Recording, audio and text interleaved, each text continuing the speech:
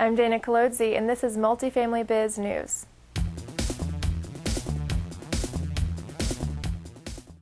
Reuters is reporting that U.S. regulators are considering new rules favored by phone companies designed to give multifamily residents greater choice of pay television services by banning exclusive deals between multifamily owners and cable TV providers.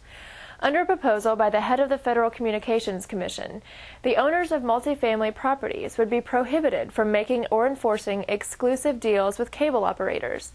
If it's approved, multifamily residents will have the same choices single-family dwellers have in selecting television, cable, internet, and telephone services. In recent filings before the FCC, AT&T and Verizon have complained that exclusive multifamily long-term contracts have inhibited competition and ultimately harmed consumers. Providers claim to have battled exclusive access arrangements designed to foreclose them from offering competing video, broadband, and other services to multifamily residents across the country. This, they say, thwarts their efforts to gain broad-based entry in numerous markets throughout the United States and provide a competitive arena for multifamily consumers.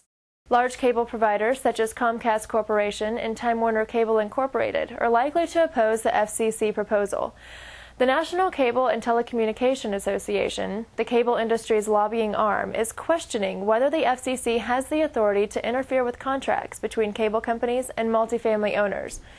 The proposal could be voted on by the 5-member FCC in the next few weeks.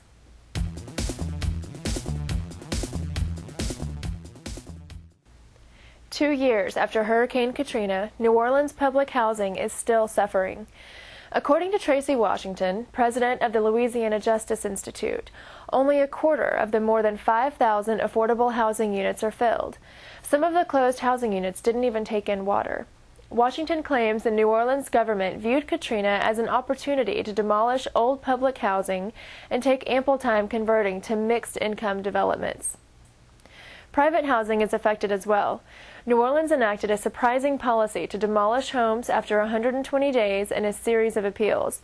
Residents were enraged when Mayor Ray Nagin announced the imminent health threat demolition ordinance that gives residents 30 days to stop demolition.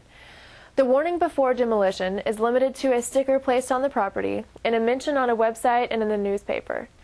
Activists charge that this is hardly sufficient notice for the thousands of New Orleans residents displaced to all parts of the country. Some homeowners have returned to New Orleans to find their homes demolished and a lien placed on the property to cover the cost of demolition. These events have sparked action by groups such as the Common Ground Collective, Louisiana Justice Institute, and others. Some New Orleans residents are calling for an investigation into economic factors fueling the failing reconstruction. They argue that private gated communities are growing, while public housing reconstruction is at a standstill. On the financial front, multifamily and commercial mortgage bankers' loan originations regained strength in the second quarter.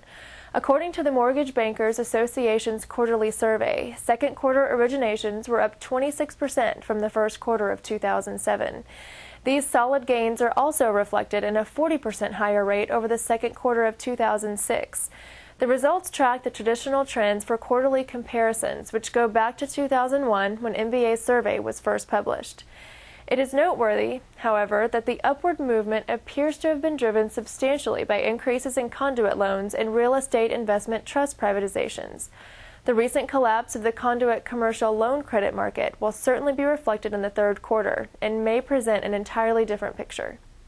I'm Dana Colodzi, and that's your Multifamily Biz News.